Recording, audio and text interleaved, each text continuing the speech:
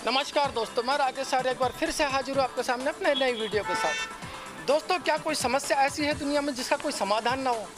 जितना बड़ा संघर्ष होगा, जितनी बड़ी समस्या होगी, दोस्तों जीत भी उतनी ही शानदार होती है। अगर जीवन में सब कुछ आसानी से प्राप्त हो जाता तो कोई संघर्ष ही क्यों करता? दोस्तों, सारी दुनिया में अलग अलग देशों का अपना अपना कानून है, भले ही लोगों के अलग अलग अपने कानून हो, लेकिन इस संसार पे एक ही नियम कायम करता है और उस नियम का नाम है ताकत। जिसके पास ताकत होगी, संसार उसका है। ताकतवर इंसान हमेशा अपने कानून बनाता है और सारी दुनिया उस कानून को फॉलो करती है और उस कानून पर चलती है। चीन के वुहान शहर से एक वायरस निकला, कोरोना वायरस, और उसने देखते ही देखते सारी दुनिया को अपनी गिरफ्त में ले लिया। दोस्तों, इस वायरस ने बता दिया कि मनुष्य चाहे कितने भी साधन क्यों ना जुटा ले, अगर उसकी अपनी खुद की रोग प्रतिरोधक क्षमता ठीक नहीं, इम्यूनिटी पावर ठीक नहीं है, तो वह कोई भी युद्ध आसानी से जीत नहीं सकता। 30 जनवरी 2020 को पहला मामला भारत में आया था कोरोना का, और देखते ही देखते सारी दुनिया में, सारे हिंदुस्तान में ये छा गया। 21 मार्च को यह संख्या पहुंचकर 323 हो गई थी, और उसके बाद 23 अप्रैल को जब ये संख्या देखी गई तो 21,700 हो गई, और मई महीने के अंदर यह संख्या 70,000 के पार पहुंच गई।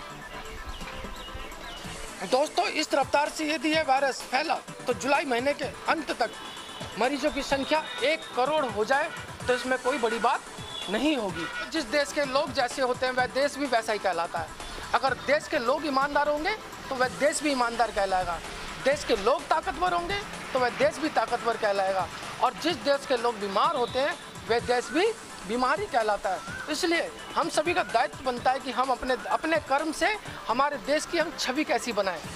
जब भी इस देश के ऊपर कोई संकट आया है, इस देश को लोगों ने बड़ी ही सूझबूझ के साथ उस संकट का, उस समस्या का सामना करा है और जीत हासिल भी की है।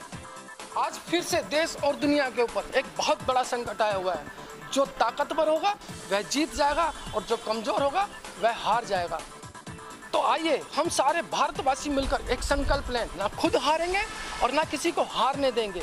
ये वो समय है दोस्तों जब हमें सभी को मिलजुल कर इस लड़ाई को लड़ना होगा। वो कहते हैं ना, इंसान वो जो खुद संभले औरों को भी संभाले। मनुष्य युद्ध कई प्रकार के लड़ता है, लेकिन सबसे बड़ा जो युद्ध होता है वह स्वयं के साथ होता है, स्वयं के विचारों के साथ होता है, स्वयं की आदतों के साथ होता है। जो व्यक्ति अपने विचारों को नहीं बदल सकता, अपनी आदतों को नहीं बदल सकता, वह व्यक्ति कभी भी दुनिया के अंदर किसी प्रकार को कोई युद्ध जीत ही नहीं सकता। जब भी कोई समस्या या संकट हमारे जीवन में आता है दोस्तों, तो यह समझ लीजिए उसके साथ एक अवसर भी साथ में आता है। तो आइए हम सब मिलकर एक संकल्प करें और इस समस्या का समाधान करें। आइए एक संकल्प करें और इस संकल्प के साथ हम सारी दुनिया को अपने साथ लेकर चलें। आज से हम भी अपने जीवन में कुछ नया परिवर्तन करें और नए तरीके से अपनी ज़िंदगी को ढालने का प्रयास करें, क्योंकि अब यही समय की मांग है। नंबर 1, हम सब अपनी सेहत का ख्याल रखें। सबसे पहले सेहत ज़रूरी है, क्योंकि जब सेहत ठीक नहीं होगी तो हम कुछ भी नहीं कर पाएंगे। और भारत सरकार के द्वारा जितने भी हमें गाइडलाइंस बताई जा रही हैं उन सबको हम फॉलो करें और उस पर हम चलें।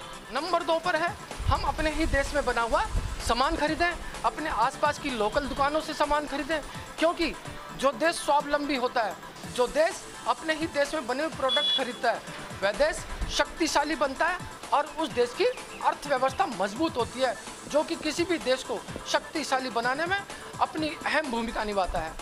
अपने जीवन में हम रोज़ योग प्राणायाम जरूर करें, क्योंकि योग प्राणायाम करने से हमारी इम्यूनिटी पावर बढ़ती है।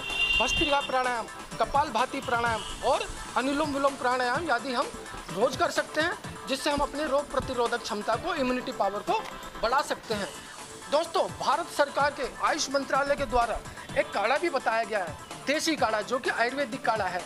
दिव्य काढ़े के नाम से इसको आयुष मंत्रालय ने लोगों के लिए निकाला है।